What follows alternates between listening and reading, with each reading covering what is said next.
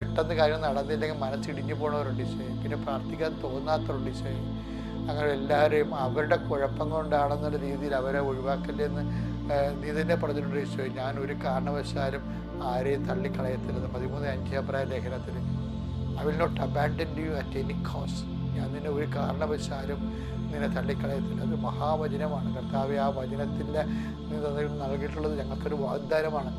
ആ വാഗ്ദാനത്തിൽ കർത്താവ് നീ ആരെയും തള്ളുന്നില്ല, എല്ലാവരെയും കൊള്ളുന്നവരാണ്, ഏത് സാഹചര്യത്തിലും കൊള്ളുന്നവരാണെന്ന് ഞാൻ മനസ്സിലാക്കിക്കൊണ്ട് കർത്താവെ, ഞങ്ങളുടെ ജീവിതത്തെ, ഇന്നത്തെ ജീവിതത്തെ, നവംബർ 7-ാം തീയതിയായി ഈ വ്യാഴാഴ്ച ഞങ്ങൾ ഉറങ്ങുന്നവരെയുള്ള സമയം ഞങ്ങളുടെ വ്യാപാരങ്ങളെ, ഞങ്ങളുടെ വിനിമയങ്ങളെ സംബന്ധിച്ച് പ്രാർത്ഥിക്കുന്നു. ദൈവത്തിൻ്റെ കരുണ, നിൻ്റെ ജോലി, നിൻ്റെ വീട്, നിൻ്റെ വിവാഹം, നിൻ്റെ യാത്ര, നിൻ്റെ സംരംഭങ്ങൾ, നിൻ്റെ ഗൃഹപാഠങ്ങൾ, നിൻ്റെ സഞ്ചാരങ്ങൾ, നിൻ്റെ കോണ്ടാക്ട് ചെയ്യുന്ന വ്യക്തികൾ എല്ലാം നീ സമർപ്പിച്ച് പ്രാർത്ഥിച്ച്. ചിലയിടത്ത് ഒറ്റയ്ക്ക് പോകേണ്ട കാര്യങ്ങളുണ്ട് ചെയ്യും.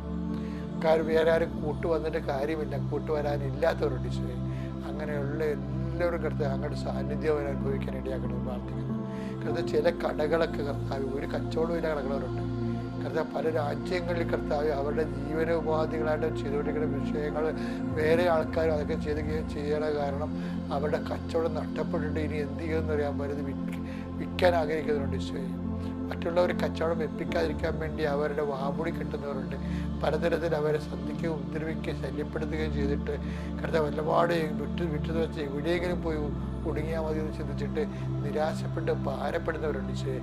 അവരെല്ലാം നീ ഇപ്പോൾ ഏറ്റെടുക്കുക. അമ്മേ, പരിശുദ്ധമേ, കൃപാസന അൾത്താരെ ജീവനോടെ പ്രത്യക്ഷപ്പെട്ട അമ്മയുടെ മാധ്യസ്ഥതയിൽ പ്രാർത്ഥിക്കുന്ന എല്ലാ മക്കളുടെ സർവ്വ തടസ്സങ്ങളെയും, എല്ലാ മക്കളുടെ സർവ്വ ദോഷങ്ങളെയും യേശുക്രിസ്തു നാമത്തിൽ ഞാൻ ബന്ധിക്കുന്നു. കർത്താവേ, ക്രിസ്തു വഴി ഞങ്ങൾ സമർപ്പിക്കുന്ന പ്രാർത്ഥന